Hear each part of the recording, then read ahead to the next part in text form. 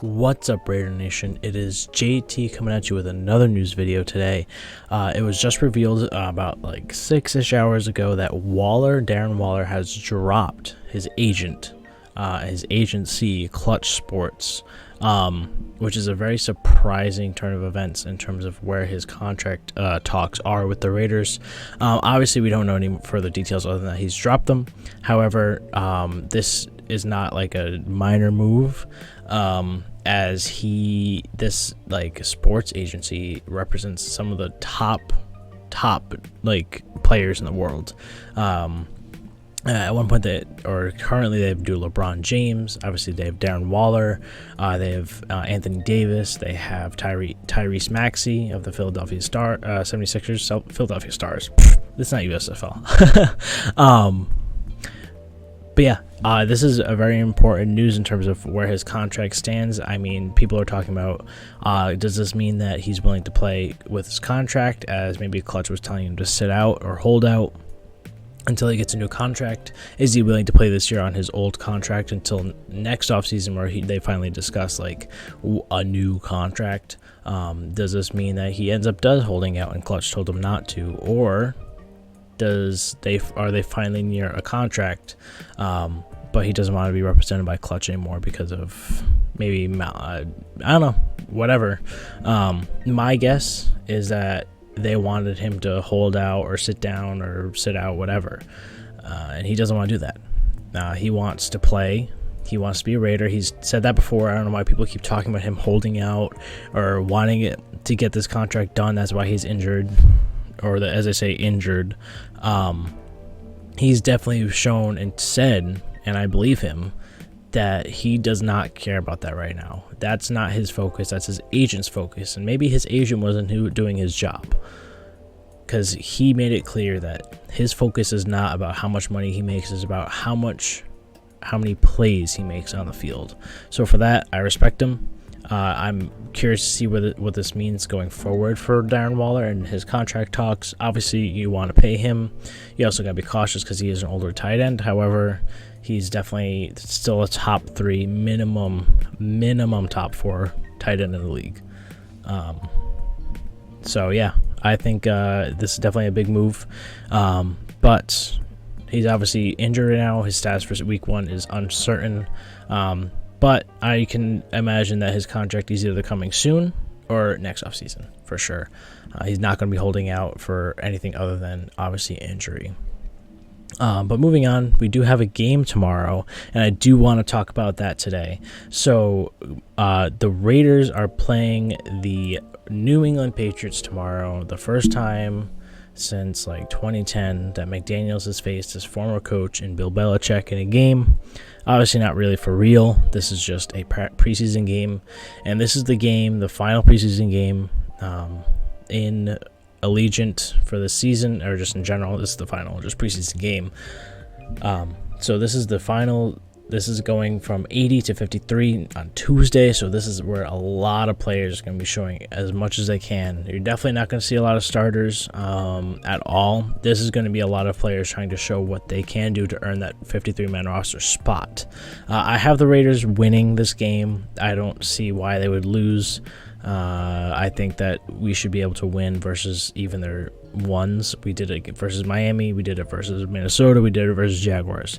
Doesn't matter what they throw at us. We're just such a well-coached team that it shouldn't matter. Although we are facing another really, really, really, really well-coached team. So we'll see. I think it should be a lot of fun. Unfortunately, I won't be able to stream. I'm going to sound like an absolute nerd when I say this, but I have band camp. I am in my pep band, marching band, whatever you want to call it, for my college. So I have that to do tomorrow until like 8 p.m., 9 p.m. So I'm not going to be able to stream it. Wouldn't have been able to anyway. I would have to like illegally stream it to even watch it. So it's not really worth it. But I will definitely be doing a preseason show. I will definitely be watching it from a very legal source on Saturday after my morning work. And I'll be doing that so I can get you guys my thoughts, my opinions on what happened in the game, stuff like that. I do want to talk about the players I think need to show out, or at least we should watch for during the game, at least if you guys are able to watch it, which if you guys live on the West Coast, you should be able to. But these players to watch are Ike Brown, who is pictured right here. Oh, I always do that right here. Can never get it right. You have Curtis Bolton, the linebacker. Actually, let me talk about Ike Brown first. Ike Brown definitely showed out last week. He had an insane game last week. He had like a 90.2 PFF grade. He played lights out. He needs to do that this week again to even have a shot at the 53. I think he could definitely make it back to the practice squad. He's definitely shown that he has potential. But he's definitely fighting with Sam Webb to make the 53. I mean, Sam Webb's fighting Amik right now, so our CB depth is definitely something to watch right now, because our top 4 or 5-ish are definitely solidified. But it's about that bottom, like 2 or 3, or 2, I should say, that are what we should watch out for. Next up, I have Curtis Bolton. So a lot of people are thinking that, especially with the addition of Tay Davis, the linebacker, we're not going to be rolling with the undrafted free agents, as it's kind of risky, especially since they haven't performed up to snuff if you really watch the tape. And my eye test of the game, I'm not a tape watcher. I don't know what I'm looking for. I thought they looked fine. I thought they looked decent as backup linebackers. However, I guess it's not so. Curtis Bolton definitely showed out. He definitely had some big plays. Definitely looks fast. He definitely looks like he knows what he's doing in this defense, as he played it in a scheme similar to it before. So that definitely helps.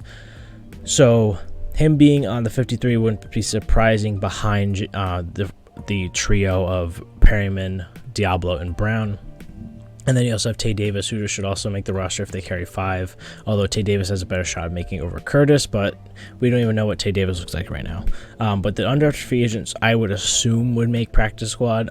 Darian Butler is one of my players to watch in camp. He's definitely shown promise as an undrafted free agent. However, that doesn't guarantee him. Just because he has promise doesn't mean that he'll make the 53-man roster. But moving on, we have Leatherwood at guard. So I noticed this on the website. Before, I think he was only listed as a tackle, but now he's a guard tackle on the website. So maybe for the first time all season, this season I should say, we'll see Leatherwood at guard this game.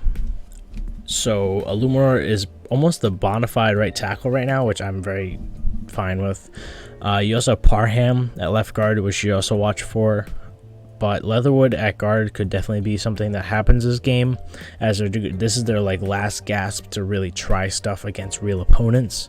So they're definitely going to pull out as much as they can. But we haven't seen Leatherwood at guard at all this offseason, so I doubt it, but it could be possible, especially since the designation on the roster on the website, the official Raiders website, is guard tackle. So that shows me that his possibility to play guard on tomorrow is very high. And then on there, I also have Kendall Vickers. Should be possibly a 53-man roster defensive tackle, depending on how the room shakes out. You have Bilal Nichols, Jonathan Hankins as the top 2. You have Andrew Billings, Kyle Pecco probably as the next 2. You have the rookies. So we're going to see where Kendall Vickers, Tyler Lancaster, those guys shake out.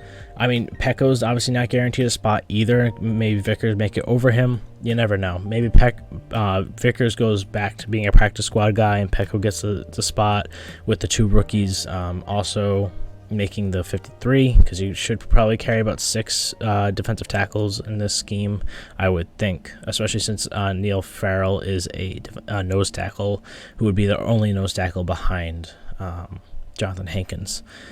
So we have that to look for. I definitely think he has potential. I mean, he's had potential this whole time. Obviously, he's been sitting on our practice squad for the past 2 seasons, 3 seasons. I don't even know when he was picked up.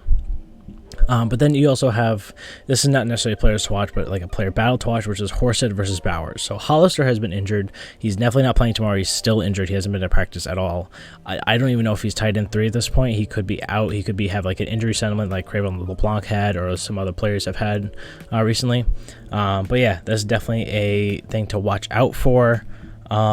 Because Bowers has shown that he can be very much a good blocker, but Horsett has definitely that play catching ability. So it depends on what you want in your tight end 3. Because I'm not sure where Hollister stands, but then again, it's also a fight for the practice squad. But yeah, that is really all I have for you guys today. I hope you guys had a wonderful day. I'm going to try to do as much as I can this week to do as many videos as I can with Bandcamp happening all week. But as I get into the school year, I should be able to have a better schedule. So I appreciate you guys with all the support recently. I greatly appreciate it. As you guys know, I'm always appreciative. I'm now at 81 subscribers on my road to 100. So I'm 19 away. And we have I think almost 2 weeks now until the start of the season for the Raiders anyway. So I'm definitely on that road to 100 still. So if you don't mind leaving us, hitting that subscribe button, hitting the bell notification thing so you don't miss an upload, and also liking and commenting on the video would be greatly appreciated. I hope you all have had a wonderful, wonderful day. Have a wonderful, wonderful day tomorrow, and I will see you guys in the next one. Peace out, Raider Nation.